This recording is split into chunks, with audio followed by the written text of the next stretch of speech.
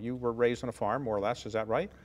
I was. And you were homeschooled. Homeschooled, not because my parents were religious in their persuasion at all, but because they thought the county schools where I grew up in the Shenandoah Valley of Virginia were not up to my parents' standards. My mother was incredibly gifted as a teacher, and she figured out early on how to get the process of learning to be something wonderfully exciting. And that's the gift she gave me and my brothers, this excitement about learning new things, which I carry with me to this day. You did this until the 6th grade? Yeah. And then you went to school?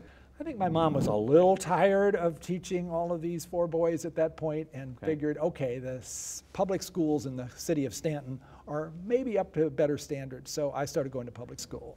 You were a musician as well. You have a band, or you had a band. How did you come to that? So my dad was trained as a classical violinist, but he and my mom, who met at Yale, she was getting her master's degree, he has his PhD.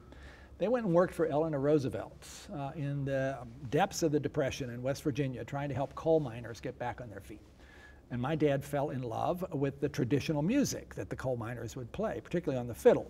We didn't have a television, so what did you do after dinner at the farm?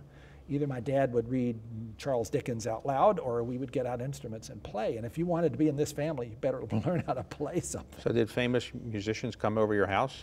People would drop by. Perhaps the best known, although not at the time, was a particularly sullen 18-year-old who showed up sort of being brought along by a more senior, experienced folk song writer and singer. And the young 18-year-old turned out was having his birthday in our living room. And he sang a few songs, had a terrible voice, had no social skills, and I was quite sure he had no future at all. That, of course, turned out to be Bob Dylan. Did you ever meet him again? I did. Did he remember you? No, he denies the whole thing. It was quite a bit later, like maybe 10 years ago.